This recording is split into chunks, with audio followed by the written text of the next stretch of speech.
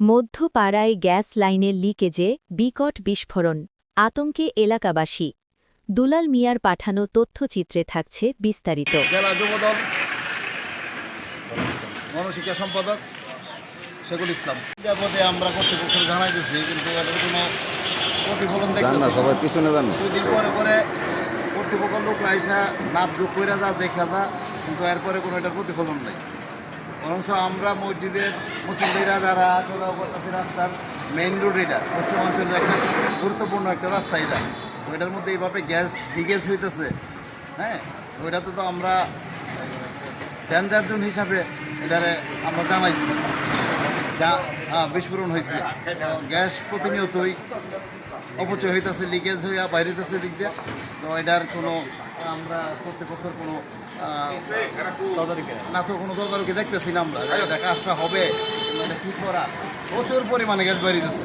কারণ আমাদের মুসল্লিরা যদি উজু করতে বসে, গ্যাসের জন্য উজু করা যায় না, পানির থেকে বেশি গ্যাস বাইরে। সুতরাং আমরা মনে করি কর্তৃপক্ষ যথাযথ দৃষ্টি আকর্ষণ করব, এবং আমরা এলাকাবাসী মানে রাস্তার ব্রাহ্মণবাড়িয়া পৌর শহরের মধ্যপাড়া দিঘির পাড় এলাকায় গ্যাস লাইনের লিকেজ থেকে বিকট শব্দে বিস্ফোরণের ঘটনা ঘটেছে। এতে পুরো এলাকায় আতঙ্ক ছড়িয়ে পড়ে। স্থানীয়দের মতে আজ ১৯ ফেব্রুয়ারি বৃহস্পতিবার দুপুরে এ বিস্ফোরণের ঘটনা ঘটে। বিস্ফোরণের পরপরই আশপাশের বাসিন্দারা দ্রুত নিরাপদ স্থানে সরে যান এবং গ্যাস লাইনের লিকেজের বিষয়টি শনাক্ত করেন। ব্রাহ্মণবাড়িয়া জেলা যুবদলের গণশিক্ষা সম্পাদক শেখ মোহাম্মদ শেখুল ইসলাম বলেন, গ্যাস লাইনের লিকেজের বিষয়টি আমি কয়েকবার সংশ্লিষ্ট কর্তৃপক্ষকে জানিয়েছি। তারা কয়েক দফা মাপ ঝোঁক করলেও সমস্যার স্থায়ী সমাধান করেনি।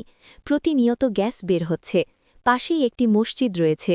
তিনি অতীতে নারায়ণগঞ্জে মসজিদে গ্যাস বিস্ফোরণের ঘটনার কথা উল্লেখ করে বলেন, কর্তৃপক্ষ যেন দ্রুত ব্যবস্থা নেয়।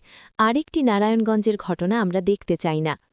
এই বিষয়ে বাখরাবাদ গ্যাস ডিস্ট্রিবিউশন কোম্পানি লিমিটেডের উপমহাব্যবস্থাপক ডিজিএম জানান, গ্যাস লাইনটি স্ল্যাবের নিচে থাকায় আগে লিকেজের সুনির্দিষ্ট স্থান শনাক্ত করা যায়নি।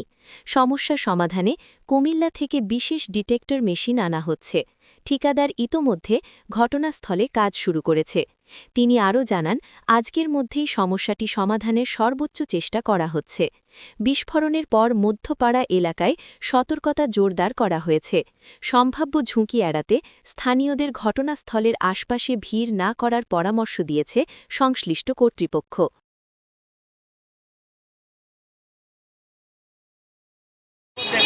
আপনি উদ্যোগ করতে পারবেন না, এই গ্যাসের গন্ধ ঢুকিয়ে দিতে হবে।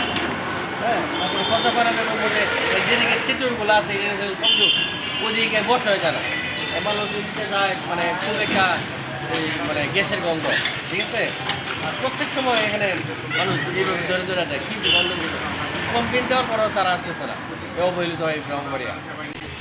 এখন দেখা গেছে কি যে বিস্ফোরণটা হয়েছে, এই বিস্ফোরণটা যদি মসজিদ সামনে, ঠিক আছে, মসজিদের পাশে এটা যদি এটা মসজিদ মানুষ চলাফেরার সময় যদি এটা হইতো, তাহলে কি একটা অ্যাক্সিডেন্ট হইতো। আল্লাহ তাআলা আমরা রক্ষা করছে, কিন্তু এটা একান্ত এই গ্যাস ফিল্ডের অবহেলিত কারণ। আমরা চাই মানে প্রত্যেকটা গ্যাসকে তারা সুন্দরভাবে লিকেজ মুক্ত করে ব্রাহ্মণবাড়িয়াকে পরিবেশন করে।